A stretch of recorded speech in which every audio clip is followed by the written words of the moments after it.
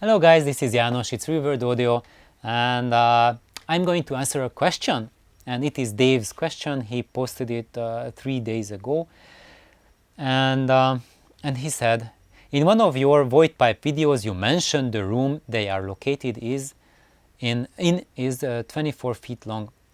This room does not seem that big. Are they in a different room now? And I would say yes, they now are in a different room, and it doesn't seem that big because I am setting them up. So there you see the void pipes. Where's the other one? Yeah, there's the other one. It doesn't seem that big because they are set up longitudinally. So this room is not 24 feet, this is 40 feet, 40 feet long, way longer than my upstairs room.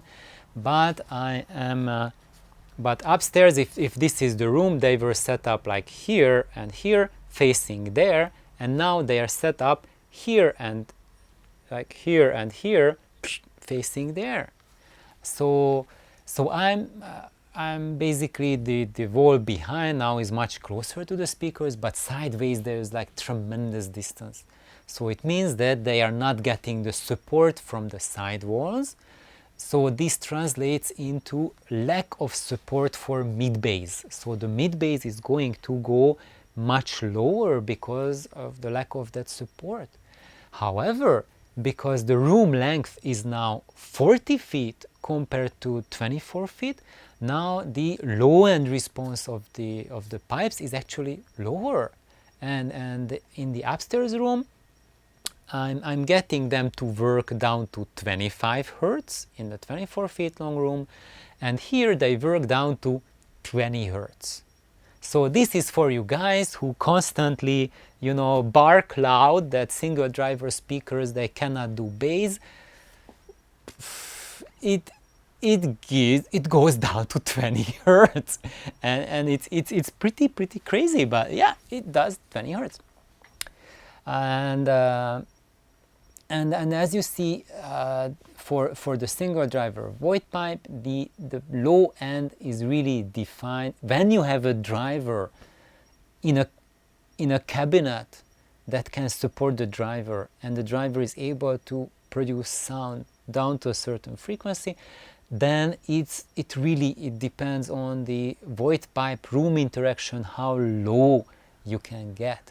And now you guys say, okay, but here, so I'm getting the deep bass, but I'm giving up mid bass, and it's happening because of the longitudinal setup. So if I could set up the pipes so that they fire down the room towards the long direction, and they would get the side support from the side walls, I would get better mid bass. But here I cannot set it up because my living room does not allow it. That's why I normally keep them upstairs, where they have that sort of optimal situation for them, and they sound there absolutely magnificent because the acoustics there and the placement there is balanced for them, and they love it, and they sound just absolutely incredible over there. And here downstairs I am using mainly the voice of Lancelots, which are mostly omnidirectional speakers, so they do not care. Actually they do care, but with them I do not feel that this longitudinal setup is any kind of weakness. Of course, if it was set up not longitudinal but firing towards the length of the room, I would get more mid-bass, but I don't need more mid-bass. They give me the perfect mid-bass balance down here in this room, and actually I can't even talk about mid-bass or anything like that, because what I'm getting is music instruments, and it doesn't fall apart to parts of the sound like, is it mid-bass, is it deep bass, is it subsonics, is it mid-range or presence or treble or whatnot. I hear instruments, and each instrument has their own character and their own vibrations, and it's just alive, it's in space, and it doesn't fall apart to spectra.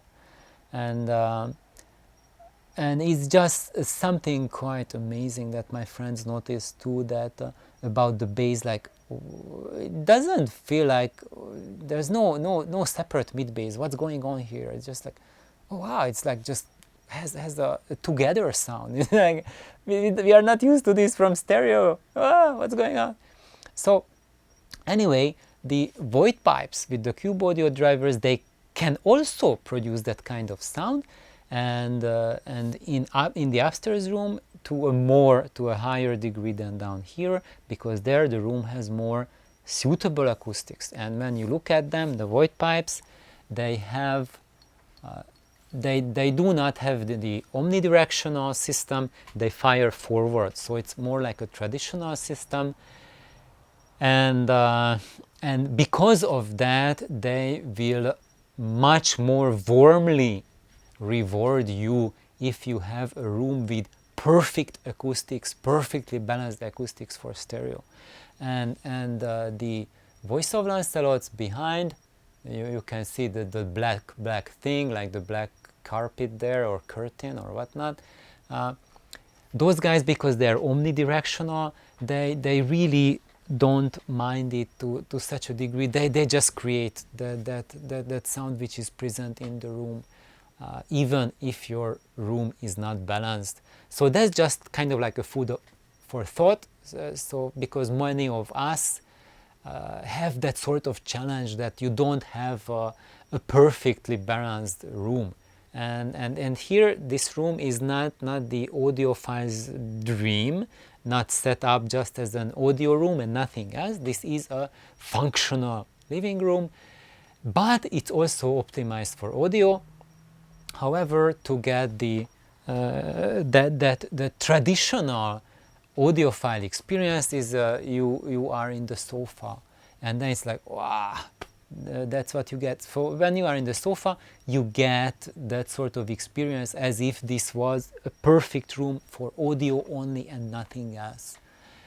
And for the big voice of Lancelot's, if you move about in the room, they also give you a pretty astonishing experience. But anyway, I forgot where I wanted to go anymore with this, except that as we started looking at the comment, at Dave's comment of why the pipes are down here, what are they doing here, how's the room, and how is that different from the room above. So I hope that's a really important or interesting observation for many of you who are wondering about loudspeaker placement, how such a Voigt pipe would behave in different rooms. Because many of you are thinking about building a Voigt pipe, and there is someone who has already built a Voigt pipe, and then he is just really amazed with it, and he has shared emails with me and shared photos of his system, and I'm going to share that with all of you as a surprise, and his thoughts, his words about what he thinks, how the Voigt pipes sound. So it's that were inspired by me, and I think that's something, just to give you guys an idea what you can get with single driver speakers, and just have a wonderful day. If you have not subscribed to my channel, if you subscribe and hit that notification bell thingy, then you will be notified of my upcoming videos.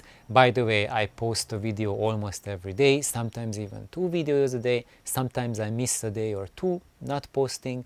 But if you wait till a year wondering whether there's a video or not, probably I have at least 5 videos during the week. And if I haven't posted a video in a day, you don't need to worry. I have about 900 videos already on YouTube.